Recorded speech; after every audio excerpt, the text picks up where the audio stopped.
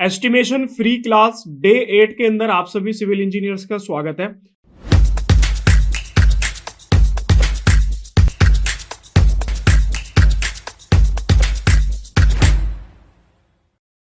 अभी तक अगर आप लोगों ने डे 1 से लेके डे 7 के लेक्चर्स नहीं देखे हैं तो लिंक आपको वीडियो के डिस्क्रिप्शन में मिल जाएगा, जाके उन लेक्चर्स को आप प्लीज जरूर देखना है, क्योंकि हमारी ये एक कंप्लीट सीरीज चल रही है जिसके अंदर हम लोग जो है एक बिल्डिंग का कंप्लीट एस्टिमेट जो है वो कर रहे हैं।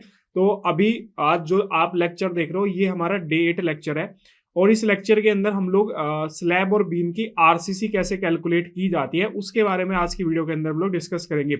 इससे प्रीवियस वीडियो के अंदर हम लोगों ने foundation, plinth beam, column, RCC, उनकी एक्सकेवेशन कैसे की क्वांटिटी कैसे कैलकुलेट की जाती है, फॉर्मवर्क की कैलकुलेशंस कैसे की जाती हैं, वो सब कुछ हम प्रीवियस वीडियोस के अंदर देख चुके हैं। तो जाके उस वीडियो पे मतलब डिस्क्रिप्शन में लिंक आपको मैं दे दूंगा, जाके उन वीडियोस को प्लीज जरूर देखना, ठीक है। तो आज की इस वीडियो को स्टार्ट करते हैं और हम लोग यहाँ पे लिख देता हूँ, मैं डे भी डाल देता हूँ कि डे 08 और इसके अंदर हमारी RCC calculation beam and slab, ठीक है। सो ड्राइंग को ओपन करते हैं। सबसे पहले ड्राइंग के ऊपर चलते हैं और हम यहाँ पे सबसे पहले बीम की आरसीसी कैलकुलेशंस करेंगे। तो अगर आपको बीम की आरसीसी कैलकुलेशंस करनी है तो हम बीम की आरसीसी कैसे कैलकुलेट करते हैं। बीम की आरसीसी हम लोग उसका बेसिकली वॉल्यूम जो है वो कैलकुलेट करते हैं। तो यहाँ पे अगर आप देखोगे हमारे पास में शेड्यूल ऑफ बीम है जिसके अंदर स्लैब और बीम के बारे में जो है वो इन्फॉर्मेशन आपको यहाँ पे दी गई है। तो एक्चुअल में हमारा जो बीम है वो बीम का जो साइज है वो 230 बाई 450 जो है इसकी क्या है यहाँ पे डेप्थ है, ठीक है। तो हमें वॉल्यूम निकालना है। तो वॉल्यूम कैसे निकलेगा, जो इसका क्रॉस सेक्शनल एरिया है उसको अगर हम लेंथ से मल्टीप्लाई कर दें तो क्रॉस सेक्शनल एरिया हमारे बीम का क्या है 0.23 मल्टीप्लाई बाई 0.45 और जो भी बीम की लेंथ आएगी वही हमारे यहाँ पे मीटर क्यूब के अंदर आपकी कंक्रीट की कैलकुलेशंस हो जाएगी, ठीक है। सेम नीचे अंदर आते हैं। हमारी जो स्लैब है, स्लैब हमारी कुछ इस तरीके से होती है, ये हमारी स्लैब है। तो स्लैब की कुछ लेंथ होगी, कुछ विड्थ होगी और कुछ इसकी थिकनेस होगी। तो मुझे अगर इसमें कंक्रीट की कैलकुलेशंस करनी है तो मैं सिंपल क्या करूंगा, लेंथ, उसके बाद उसकी विड्थ और उसके बाद में उसकी थिकनेस। सो मेरा यहाँ पे क्यूबिक मीटर के अंदर कंक्रीट की कैलकुलेशन जो है वो हो जाएगी। क्लियर हुआ? किस टाइप की ये ड्राइंग है, क्या है, सारी चीजें प्रीवियस वीडियोस जाके देख लो, आपको सारा आइडिया हो जाएगा, क्योंकि फाउंडेशन से लेके हम लोग अब स्लैब तक पहुंच चुके हैं।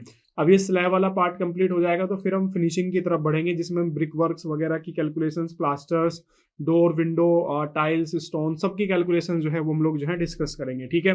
तो क्लियर हो गया कॉन्सेप्ट कि हमें बीम के अंदर क्या करना है, क्रॉस सेक्शनल एरिया को लेंथ से मल्टीप्लाई करना है। स्लैब के अंदर स्लैब की जो भी हमारी लेंथ विड्थ है उसको डेप्थ से हमें मल्टीप्लाई करना है। हम आते हैं ड्राइंग के ऊपर। सो एक्चुअल में हमारी जो ड्राइंग है वो ये वाली ड्राइंग है और इसमें अगर आप देखोगे तो इस तरीके से हमारी स्लैब की ड्राइंग आपको यहाँ पे दिख रही होगी, जिसके अंदर यहाँ पे FB3 जो भी FB करके लिखा हुआ है ये सारा हमारा क्या है यहाँ पे बीम है, और जहाँ पे भी FS लिखा हुआ है, जहां पे भी हमारा FS लिखा हुआ है ये सारा का सारा जो है हमारा यहाँ पे क्या है, स्लैब है, ठीक है। तो FB रिप्रेजेंट कर रहा है बीम को और FS रिप्रेजेंट कर रहा है स्लैब को। तो यहाँ पे अगर आप देखोगे आपको ना डायमेंशन यहाँ पे नहीं मिलेगी, ठीक है, लेकिन मैंने एक्चुअल में यहाँ पे डायमेंशंस जो है वो मार्क की हुई है ताकि वीडियो हमारी थोड़ी सी जो है वो फास्ट हो सके। सो अगर आप ध्यान से देखोगे अलग अलग इसमें लिखा हुआ है, यहाँ पे देखो 4.01 लिखा हुआ है इनर टू इनर डिस्टेंस, ठीक है। सो मैंने प्रीवियस वीडियो के अंदर भी बताया था कि मैं एक्चुअल में कैसे कैलकुलेशंस करता हूँ। कुछ लोग क्या करते हैं कि कॉलम को बीम के बॉटम तक मेजरमेंट करते हैं और कॉलम का जो रिमेनिंग पार्ट होता है वो बीम के साथ मेजर करते हैं। उनका कहना ये होता है क्योंकि कॉलम का वो पर्टिकुलर पार्ट जो है स्लैब के साथ कास्ट होता है तो इसलिए उसको बीम के साथ ही लेना चाहिए। लेकिन मेरा पर्सनल जो मैं मेजरमेंट करता हूँ, मैं हमेशा कॉलम को टॉप टू टॉप जो है वो मेजर करता हूँ और बीम को हमेशा कॉलम टू कॉलम मेजरमेंट करता हूँ, क्योंकि अगर आप CPWD की जो वर्क स्पेसिफिकेशंस हैं उसमें भी अगर आप जाके देखोगे तो बीम का जो मेजरमेंट का रूल वहां पे दिया गया है, वहां पे क्लियरली मेंशन किया गया है कि कॉलम के फेस टू फेस आपको जो है मेजरमेंट करना है बीम का, ठीक है। और स्लैब का मेजरमेंट जो होता है वो पैनल टू पैनल होता है, इनर टू इनर, मतलब ये मेरा बीम हो गया, इस तरीके से इनर टू इनर आपका मेजरमेंट होता है। तो उसी तरीके से मैंने यहाँ पे मेजरमेंट भी दिया हुआ है। सो सबसे पहले हम क्या करते हैं, यहाँ पे FB3 बीम लिखते हैं। और FB3 की सारी कैलकुलेशंस यहाँ पे लिखते हैं कंप्लीट। देखो मैं पूरे कैलकुलेशंस करके आपको नहीं दिखाऊंगा, मैं आपको बेसिकली कॉन्सेप्ट समझाने की कोशिश कर रहा हूँ। आपको फोकस करना है किस चीज के ऊपर, कॉन्सेप्ट को समझने पे। अगर आप कॉन्सेप्ट समझ गए तो आप किसी भी ड्राइंग के ऊपर काम कर लोगे। अगर आप वीडियो देख के सिर्फ इसको रटने की कोशिश करते हो, जो कि ज्यादातर बच्चे करते हैं, वो कॉन्सेप्ट पे फोकस ना करके सिर्फ रटने पे फोकस करते हैं। मतलब वो क्या करते हैं कि जो मैं स्टेप फॉलो कर रहा हूं उन स्टेप्स को अपने दिमाग में सेट कर लेते हैं। लेकिन प्रॉब्लम क्या कहाँ पे आती है, फिर प्रॉब्लम तब आती है जैसे ही प्रोजेक्ट चेंज होता है, जैसे ही ड्राइंग चेंज होती है, वैसे ही आप जो है एस्टिमेट बना ही नहीं पाते हैं। इसलिए आज के टाइम पे ज्यादातर सिविल इंजीनियर जो ट्रेनिंग कर रहे हैं, ट्रेनिंग करने के बाद भी वो कैपेबल नहीं हो पा रहे हैं एस्टिमेट बनाने में, क्योंकि जैसे ही प्रोजेक्ट चेंज होता है, जैसे ही ड्राइंग चेंज होती है, वैसे ही उनका कॉन्सेप्ट भी गड़बड़ हो जाता है, वो कैलकुलेशंस नहीं कर पाते। इसलिए आज के टाइम पे मेरे पास में जैसे जो सिविल इंजीनियर्स कॉल करते हैं, उनमें से काफी सारे सिविल इंजीनियर ऐसे निकलते हैं जो ये बोलते हैं कि सर मैंने क्लास ली है, मैं ऑफलाइन जाके ट्रेनिंग भी करके आया हूँ फलाना फलाना इंस्टीट्यूट के अंदर, लेकिन जब मैं साइट पे जाके काम कर रहा हूँ तो सर मैं उस ड्राइंग पे काम ही नहीं कर पा रहा हूँ। लेकिन जो उस पर्टिकुलर इंस्टीट्यूट ने मुझे ड्राइंग्स दी थी, उन ड्राइंग्स पे मैं काम कर लेता हूँ। तो ये प्रॉब्लम इसलिए आती है क्योंकि आप जो ट्रेनर आपको पढ़ा रहा है उसके पीछे का जो कॉन्सेप्ट है वो आप कभी नहीं समझने की कोशिश करते। आप बस उसके स्टेप्स को रट लेते हो। एक बार वीडियो देखी, 2 बार देखी, 3 बार देखी, वो स्टेप आपके दिमाग में सेट हो जाते हैं। इसलिए जब आप दूसरी कोई ड्राइंग्स आपको मिलती है आप वो कर ही नहीं पाते। तो इसलिए मैं हमेशा से बोलता हूँ कि कॉन्सेप्ट पे फोकस करो, कॉन्सेप्ट के ऊपर, ठीक है। इसलिए मैंने स्टार्टिंग में आपको यहाँ पे बताया कि कैलकुलेशंस करने के लिए आपको क्या करना पड़ेगा, आपको क्रॉस सेक्शनल एरिया को लेंथ से मल्टीप्लाई करना पड़ेगा, ठीक है। तो ये कॉन्सेप्ट आपको समझना पड़ेगा। तो आप यहाँ पे आते हैं, जैसे FB3 फर्स्ट बीम यहाँ पे लिखा हुआ है, सिंपल आते हैं यहाँ पे लिखते हैं FB3, मेरा यहाँ पे 3 हो गया नंबर यहाँ पे, क्योंकि हमारे पास में अगर आप देखोगे तो ये पर्टिकुलर डिस्टेंस जो है कितनी है, एक ही है। इससे आगे अगर आप देखोगे पर्टिकुलर नंबर जो है वो एक ही है, क्योंकि FB3 यहाँ पे है। फिर यहाँ पे देखोगे तो यहाँ पे मेरा FB4 बीम हो जाता है। तो ये दोनों मेजरमेंट जो है वो सिंगल ही काउंट होगी, अलग अलग मतलब इंडिविजुअल। तो इसलिए मैं यहाँ पे 1 ही लिखूंगा x। इसके अलावा हमारा जो बीम है इसकी विड्थ कितनी है, 0.23। बीम की जो लेंथ है वो कितनी है, 4.01, और बीम की जो डेप्थ है वो कितनी है, 0.45। तो इस तरीके से यहाँ पे देखो हमारी फर्स्ट कैलकुलेशंस हो गई। सेकंड, अगर FB3 बीम अगर आप देखोगे तो उसके नंबर यहाँ पे 2 है, क्योंकि यहाँ पे अगर आप देखोगे FB3 है और यहाँ पे भी आपका FB3 है, दोनों के मेजरमेंट मेरे यहाँ पे सेम हो गए। यहाँ पे मेरा FB2 हो जाता है, हो रहा है। अगर ये भी मेरा यहाँ पे FB3 बीम होता, अगर मान लो ये भी मेरा FB3 होता, तो यहाँ पे जो हमारे नंबर्स हैं वो 3 हो जाते, लेकिन ऐसा नहीं है। सो यहाँ पे अब हमें 2 लिखना पड़ेगा, और सारी की सारी जो डायमेंशंस है वो हमारे यहाँ पे इसी तरीके से सेम जो है वो रहने वाली है। क्लियर हो गया इस तरीके से। इसके बाद यहाँ पे नेक्स्ट आते हैं, नेक्स्ट तरफ अगर आप बढ़ोगे तो यहाँ पे देखो FB3 है मेरा, FB3, यहाँ पे भी FB3। अब देखो एक चीज आपको ध्यान देने वाली है, यहाँ पे तुम देखोगे 3.99 डिस्टेंस है, ये भी मेरा FB3 है, ये भी मेरा FB3 है। यहाँ पे भी 3.99 डिस्टेंस है, ये भी मेरा FB3 है, ये भी मेरा यहाँ पे FB3 है। यहाँ पे भी मेरा 3.99 डिस्टेंस है, ये भी मेरा FB3 है और ये भी मेरा FB3 है। तो टोटल नंबर आप काउंट कर लो, आप इंडिविजुअल लिखने की कोई जरूरत नहीं है। इसका नंबर कितना हुआ, 1, ये 2 हुआ, ये मेरा 3 हुआ, ये मेरा 4 हुआ, ये मेरा 5 हुआ, और ये मेरा यहाँ पे नीचे की तरफ आओगे तो टोटल 6 हो गया। सो अब हम FB3 6 जो है मेरे हो चुके हैं। हाँ, आगे यहाँ पे देखोगे तो 3.49 है, तो मैं यहाँ पे डायरेक्ट जो है इसमें यहाँ पे 2 की जगह पे इसको 6 जो है वो मेंशन कर दूंगा। सिंपल यहाँ से अब आपको कैलकुलेशन करनी है तो इक्वल टू राउंड, मैं हमेशा अपनी कैलकुलेशंस के अंदर राउंड फॉर्मूले का यूज करता हूँ। क्लियर। इसके पीछे भी बेसिकली एक स्टोरी है, क्योंकि मैंने एक बार एक गवर्नमेंट प्रोजेक्ट का एस्टिमेट बनाया था और मैंने विदाउट राउंड फिगर किए हुए कैलकुलेशंस जो है वो की थी।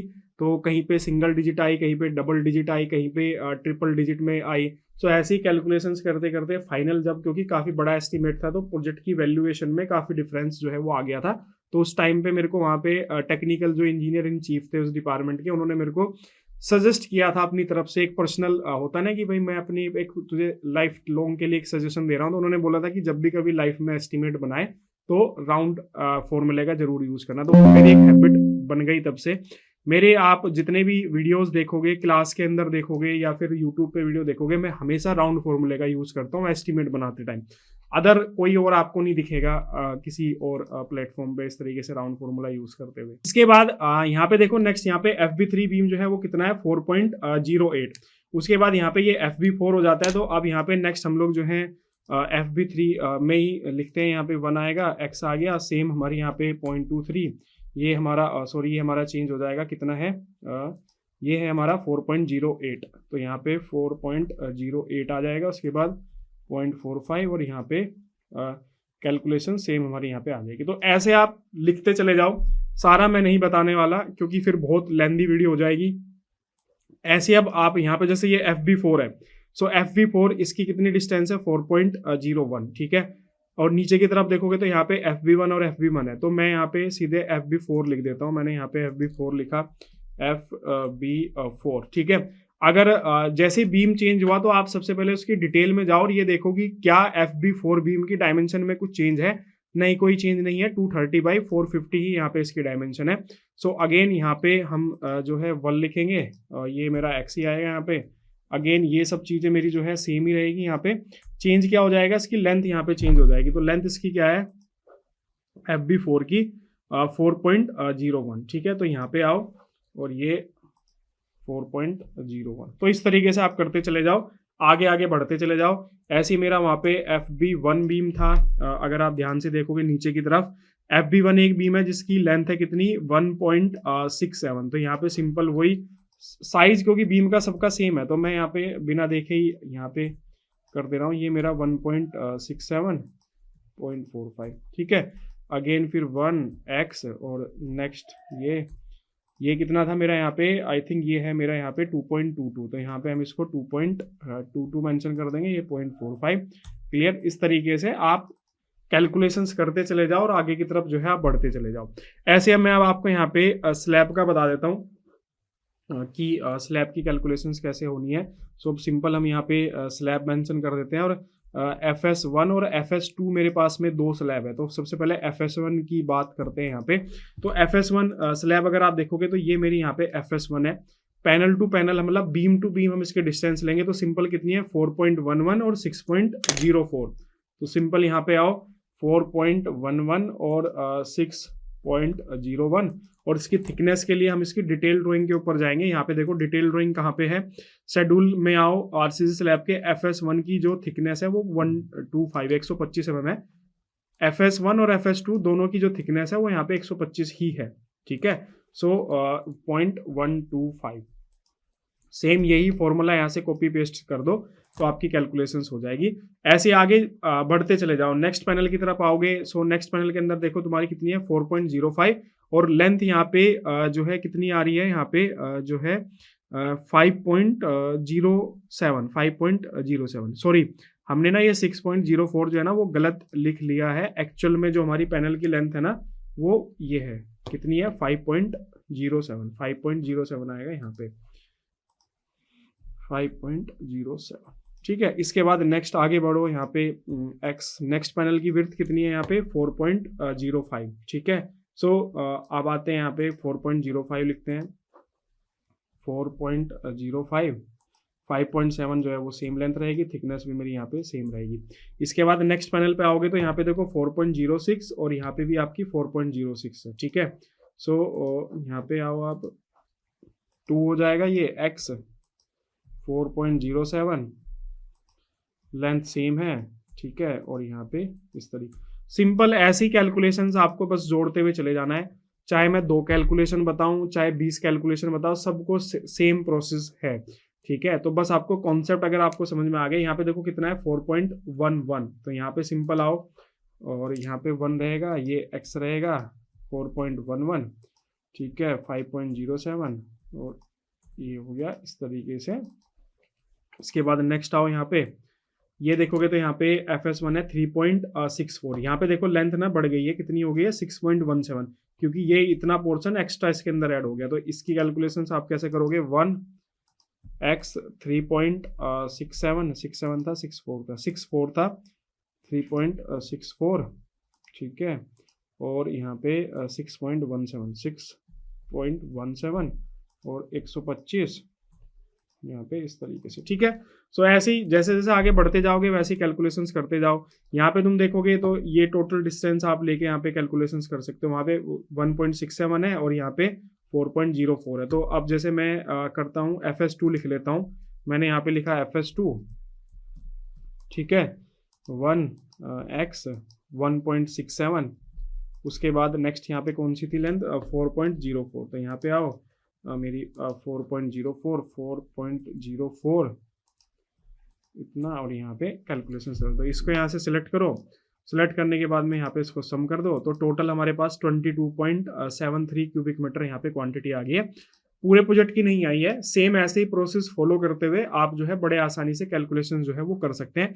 तो सेम कॉन्सेप्ट रिपीट हो रहा है, बार बार सेम ही प्रोसेस फॉलो करना है। तो चाहे मैं 1 पैनल की आपको बताऊं, चाहे 1000 पैनल की बताऊं, सबके अंदर सेम ही प्रोसेस जो है वो फॉलो होता है। तो इसके अंदर कुछ ऐसा अलग से कोई ऐसा रॉकेट साइंस नहीं है कि भाई नहीं एक पैनल का अलग है तो दूसरे पैनल का कुछ डिफरेंट होगा, सबका यहाँ पे सेम ही प्रोसेस जो है वो फॉलो किया जाता है। तो आई होप आपको समझ में आया होगा कि एक्चुअल में कॉन्सेप्ट जो है किस तरीके से काम करता है। अब एक और कॉन्सेप्ट मैं आपको यहाँ पे समझाता हूँ कि मैनुअल कैलकुलेशंस का।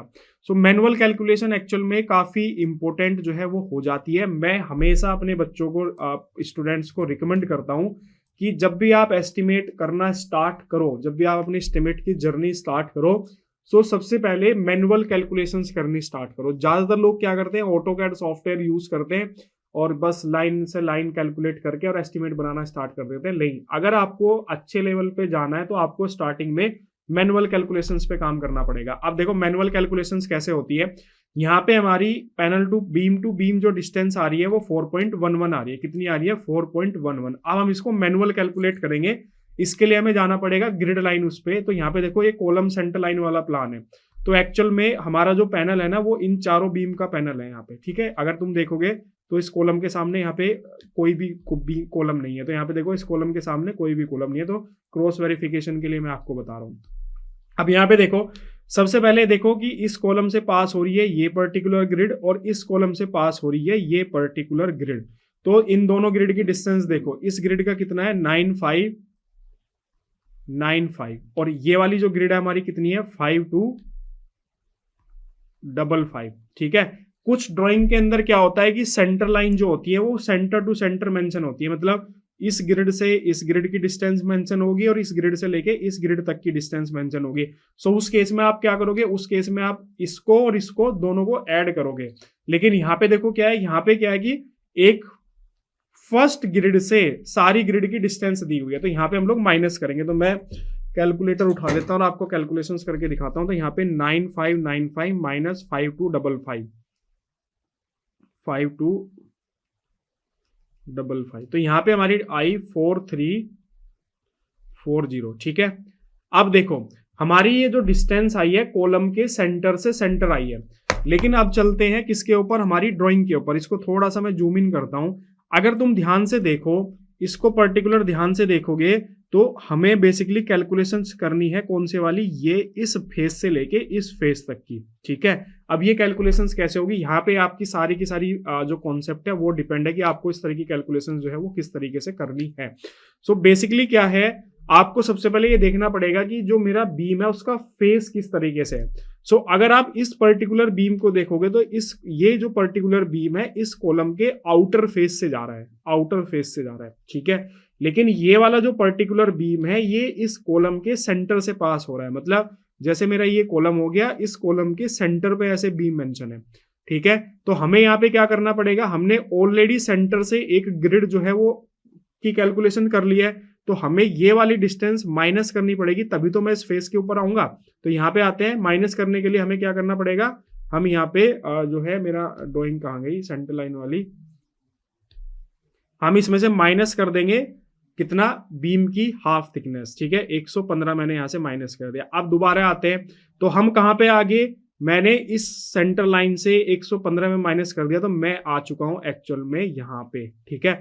अब देखो मैं हूं बेसिकली इस कॉलम के सेंटर पे, मैं हूं इस कॉलम के सेंटर पे। बीम की मेरी जो विड्थ है वो 230 है और कॉलम की मेरी जो विड्थ है वो कितनी है, 300 है। तो दोनों की विड्थ में डिफरेंस है।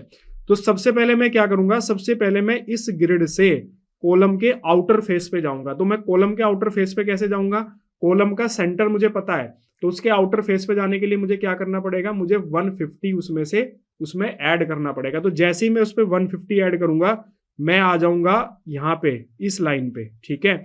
अब मुझे इस लाइन से इस लाइन पे आना है, तो मुझे क्या करना पड़ेगा, बीम की थिकनेस माइनस करनी पड़ेगी। तो हम यहाँ पे आएंगे जो है कॉलम सेंटर लाइन पे, सबसे पहले तो हम इसमें 150 जो है क्या करेंगे, प्लस करेंगे, और उसके बाद माइनस इसमें से 230 हम लोग जो है माइनस करेंगे। तो अब यहाँ पे देखो कैलकुलेशंस करो, 4340, इसमें से हम माइनस करेंगे 115, उसके बाद इसमें 150 प्लस करेंगे, और उसके बाद माइनस करेंगे हम 230। ठीक है, सो हमारे यहाँ पे जो वैल्यू आ रही है वो आ रही है 4.14।